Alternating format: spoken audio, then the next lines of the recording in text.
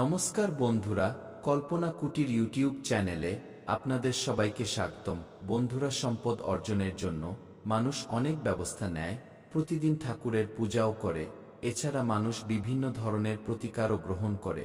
কথিত আছে যে শুধু দেবী লক্ষ্মী নয়, ভগবান বিষ্ণুর পূজা করলেও অনেক আর্থিক সুবিধা পাওয়া যায় এবং প্রচুর আর্থিক লাভ হয়। বন্ধুরা, আজকের ভিডিওতে আমরা আপনাদের জানাতে চলেছি যে যদি আপনি কখনো জোড়া কলা পান, তাহলে অবশ্যই একটি সহজ প্রতিকার করার চেষ্টা করুন। এই প্রতিকারটি করলে আপনি মা লক্ষ্মীর পাশাপাশি ভগবান বিষ্ণুরও ও বাবা মহাদেবের আশীর্বাদ পাওয়া যায়, যার ফলে আপনি আর্থিক সুবিধা তো পাবেন, সেই সাথে আপনার জীবনের সব সমস্যা দূর হয়ে যাবে। এই প্রতিকার করার জন্য বৃহস্পতিবার ও সোমবার, এই দুই দিনের যে কোনো একটি দিন রাতে জোড়া কলার প্রতিকার করতে হবে। প্রতিকার কিভাবে করবেন জানার আগে আপনাকে জানিয়ে রাখি যে আপনার বাড়ির বাগানের কলা গাছে বা বাজার থেকে কিনে আনা কলার মধ্যে যদি জোড়া কলা থাকে, তাহলে সেই কলা কখনো খাবেন না।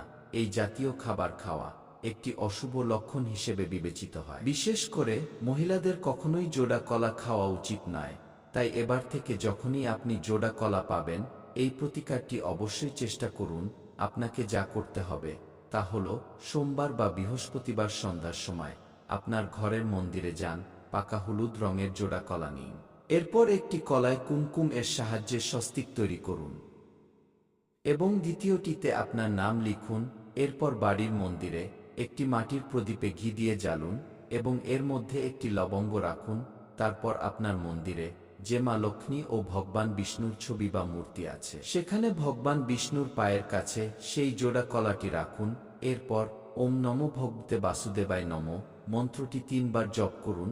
এরপর আপনি যে উদ্দেশ্যে এই প্রতিকার করছেন, আপনার কাঙ্ক্ষিত ইচ্ছা যাই হোক না কেন, সেটি ভগবান বিষ্ণুকে বলুন। এরপর সেই জোড়া কলা ভগবান বিষ্ণুর পায়ের কাছে সারারাত রেখে ঘুমোতে যান। পরের দিন সকালে ঘুম থেকে উঠে স্নান সেরে মন্দিরে যান এবং সেখানে রাখা জোড়া কলাটি 7 বার আপনার মাথার উপর ঘোরান। ঘড়ির কাঁটার দিকে 7 বার ঘোরানোর পর আপনার ইচ্ছার কথা বলুন এবং যে কোনো শিব মন্দিরে যান এবং ভগবান শিবের পায়ের কাছে রাখুন। কারণ জোড়া ফলকে ভগবান শিবের অর্ধনারীর স্বরের রূপ বলে মনে করা হয়। শুধু জোড়া কলা নয়, আপনি যদি কোনো জোড়া ফল বা সবজি পান, তবে আপনাকে অবশ্যই সেগুলি ভগবান শিবের চরণে নিবেদন করতে হবে। এমন জিনিস খাওয়া হয় না। আপনি সেগুলি গরুকে খাওয়াতে পারেন বা ভগবানের শিবের চরণে নিবেদন করতে পারেন। এতে আপনার ইচ্ছা শতভাগ পূরণ হবে। আর আপনি যদি লক্ষ্মী প্রাপ্তির প্রতিকার করতে চান, তবে প্রথমে সেই জোড়া কলা বা জোড়া ফল মা লক্ষ্মী ও ভগবান বিষ্ণুর পায়ে রাখুন।